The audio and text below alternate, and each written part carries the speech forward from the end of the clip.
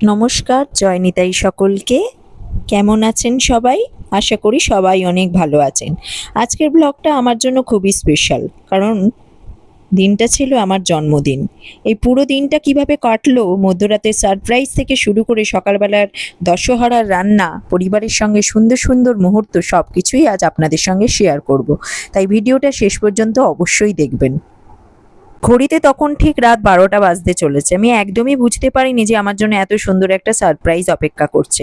হঠাৎ করেই আমার বর কেক নিয়ে এসে আমাকে সারপ্রাইজ দিল। সত্যি বলতে আমি একেবারেই প্রস্তুত ছিলাম না। এত সুন্দর একটা মুহূর্ত, মনটা একেবারে আনন্দে ভরে গেল। এরপর সবাই মিলে হ্যাপি বার্থডে গান গাইলো, কেক কাটলাম, মোমবাতি নেভালাম। পরিবারের সবাই পাশে থাকলে ছোট্ট একটা কেক কাটাও কতটা আনন্দের হয়ে যায়, সেটা ভাষায় বোঝানো কঠিন। তারপর আরও একটা সারপ্রাইজ অপেক্ষা করছিল। আমার দেওরও আলাদা করে একটা কেক নিয়ে এসছিল। তো দুটোই একসাথে কাটলাম। খুব সুন্দর একটা গিফটও দিল। সত্যি বলতে একটার পর একটা সারপ্রাইজ পেয়ে আমি ভীষণ খুশি হয়ে গিয়েছিলাম। এই ভালোবাসা আর যত্নের অনুভূতি জীবনের সবচেয়ে বড় উপহার। দামি জিনিসের চেয়ে প্রিয় মানুষের আন্তরিকতা অনেক বেশি মূল্যবান। তারপরেই সবাই মিলে আমরা ছবি তুললাম, গল্প করলাম, কেক খেলাম। অনেকদিন পর এমন সুন্দর একটা পারিবারিক মুহূর্ত কাটাতে পেরে খুবই ভালো লাগছিল। দেওর আমাকে যথারীতি উপহারগুলো দিয়ে দিল। একটা ফেস ওয়াশ ছিল, আর একটা সুন্দর দেখতে কফি মাগ ছিল। ওটা একদম অন্য রকম, কারণ আমি চা কফি খেতে প্রচণ্ড ভালোবাসি বলে ও আমায় এই জিনিসগুলো দিয়েছে। যাই হোক, আনন্দ করতে করতে অনেক সময় কেটে গিয়েছিল। রাত্রিবেলায় ঘুমোতেও দেরি হয়ে গিয়েছিল। তো সকালবেলায় যেহেতু দশহরা, সেই জন্য আমি তাড়াতাড়ি স্নান পুজো করে নিরামিষ রান্না করতে হবে। তো নিরামিষ খাওয়ার জন্য প্রথমেই আমি ভেবে নিলাম তাহলে পনির দিয়ে ঘুগনি করব। পনিরগুলো কেটে নিয়ে যথারীতি অল্প লাল লাল করে ভেজে নিলাম।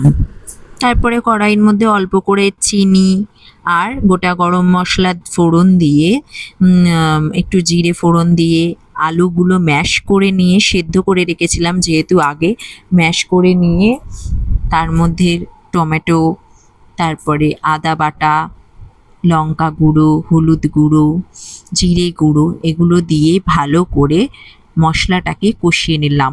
এরপর একটু টক দইও দিয়ে দিয়েছিলাম। তোমরা তো জানোই আমার একটু টক টক খেতে ভালো লাগে, সেই জন্য ঘুগনি আমার একটু টক না হলে হয়। তারপরে সেদ্ধ করা মটরগুলো দিয়ে দিয়েছিলাম। ভালো করে কষিয়ে নিয়ে তার উপরে ভেজে রাখা পনিরগুলো দিয়ে ভালো করে একটু ফুটতে দিলাম। ঘুগনি তো আমাদের মোটামুটি রেডি হয়ে গেল।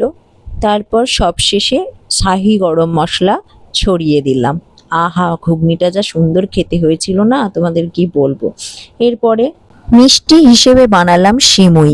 আমাদের বাড়িতে উৎসবের দিনে সিমুই না হলে যেন আয়োজনটা অসম্পূর্ণ লাগে। আর যেহেতু দশহরা, তাই চালেরও পায়েস খেতে পারবো না। আমি আবার জন্মদিনে পায়েসটা খেতে পছন্দ করি, কারণ অনেকেই বলে মেয়েদের নাকি পায়েস খেতে নেই, পায়েস খেলে নাকি দুঃখ হয়। যাই হোক, আমি একটা জিনিস মনে করি যে দুঃখ তো, সুখ দুঃখ মিলিয়েই জীবন। সুখ যেমন আসবে, দুঃখও তেমন আসবে, কিন্তু সুখ যেমন চিরস্থায়ী নয়, দুঃখও কিন্তু চিরস্থায়ী নয়। তাই জন্য সেই সুখ আমার হোক আর নাই হোক, দুঃখ আমার থাকুক আর নাই থাকুক, আমাকে জন্মদিনে পায়েসটা খেতেই হবে। তাই চালের পায়েস যখন খেতে পারবো না, কি করা যায়? তাই সিমুইয়ের পায়েসটা করে ফেললাম। তো অনেকেরই ধারণা আমি তো রুটি ফুটি করতে পারি না। তো এখন আমি রুটি বেলা শিখে গেছি। ওইগুলোই আমি কি করলাম, একটু করে তেলে ভেজে নিলাম।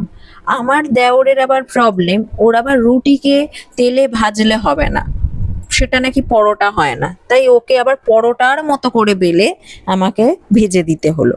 তো এক এক করে সব পরোটাগুলো ভেজে নিলাম, কারণ সবাই একসাথে বসে খাবো। আমি, আমার দেওর আর আমার মহারাজ, আমরা তিনজন মিলে বসে একসাথে আজকে খাবো, যেহেতু আমার আজকে জন্মদিন, তাই জন্য। তো আমি একটু আমারগুলো পোড়া পোড়া করে নিয়েছিলাম, কারণ আমি আবার পোড়া পোড়া খেতে ভালোবাসি। রান্না করতে করতে কখন যে সময় কেটে গেল বুঝতেই পারলাম না। সব রান্না শেষ করে সুন্দর করে পরিবেশন করলাম। তারপর একসঙ্গে তিনজনে মিলে খেতে বসলাম। পরিবারের সবাই যখন একসঙ্গে বসে খায়, তখন সাধারণ খাবারও অনেক বেশি সুস্বাদু মনে হয়।